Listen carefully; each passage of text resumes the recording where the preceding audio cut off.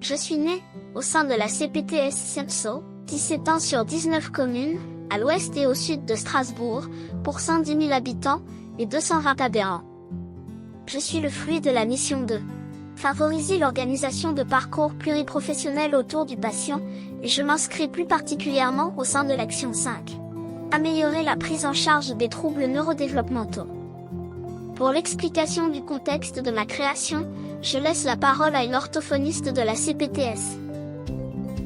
Eh oui, les TND sont un enjeu national important, mais nous avons ressenti une urgence particulière à agir sur notre territoire. En effet, les listes d'attente pour les diagnostics et les prises en charge sont extrêmement longues. Aussi, nous avons estimé qu'une meilleure structuration des parcours de soins, associée à un adressage plus pertinent, pourrait apporter une aide significative à nos patients. Par ailleurs, de nombreux médecins généralistes nous ont fait part de leurs difficultés à repérer ces troubles ou à identifier les professionnels vers lesquels orienter leurs patients. Nous étions finalement plusieurs professionnels de santé différents à être impactés et intéressés par le sujet, et avons pu nous fédérer pour travailler sur cette mission.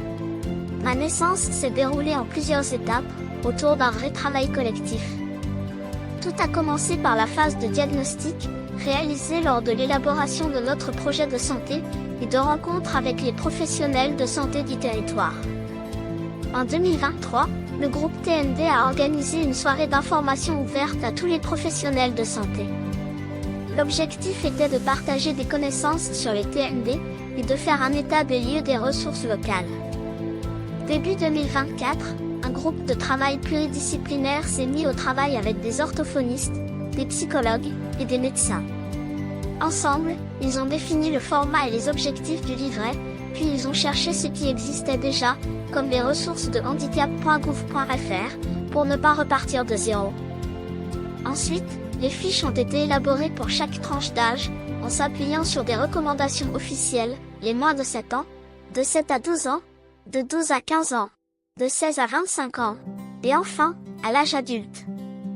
Tout a été relu collectivement, puis finalisé avec une graphiste, pour me rendre attractif et facile à utiliser. Je suis donc né en septembre 2024. Une fois arrivé, l'enjeu est alors de me faire connaître, pour que je puisse servir au plus grand nombre. Ainsi, je suis disponible en ligne, sur le site internet de la CPTS SEMSO. Cela permet aux professionnels de me télécharger, ce qui est très pratique.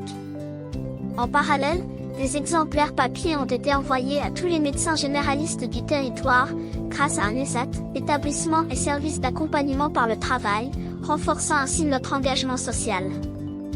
J'ai été officiellement présenté lors d'une soirée spécifique, ouverte à tous les professionnels de santé. Cela a attiré un public varié, médecins, mais aussi kinésithérapeutes et psychomotriciens, qui ont montré un grand intérêt pour moi. Nous étions d'ailleurs étonnés de voir autant de professionnels différents. En complément, un webinaire a été mis en place pour expliquer les objectifs visés à travers moi. Celui-ci, annoncé via notre infolettre, est disponible en replay sur notre chaîne YouTube, pour ceux qui n'ont pas pu y assister. Notre infolettre a également servi à informer les adhérents de ma sortie, et des moyens de me récupérer, en version papier ou numérique. Maintenant, nous comptons sur les professionnels qui m'ont reçu, ou qui ont participé à nos événements, pour en parler autour d'eux, et me partager avec leurs collègues. Par exemple, les orthophonistes et des kinés souhaitent déjà m'intégrer dans leur pratique. Ces différentes actions ont permis de maximiser ma visibilité, et de me rendre accessible à tous les professionnels concernés. Le groupe TND a également prévu de recueillir des retours d'expérience sur mon utilisation, afin de continuer à m'améliorer, et à me faire évoluer en fonction des besoins. Pour ceux qui aimeraient se lancer, voici quelques conseils. Renseignez-vous sur les outils existants. Entourez-vous de professionnels variés, afin d'enrichir les points de vue, mais également engagés, et capables de s'investir sur la durée. Prenez le temps en amont de recueillir les attentes, et les besoins sur le territoire. Privilégiez des formats pratiques, et clairs. Finalement, travailler sur les TND, c'est s'attaquer à une problématique essentielle qui touche de nombreuses personnes, et qui, avec les bons outils et une collaboration forte, peut faire une vraie différence sur le terrain.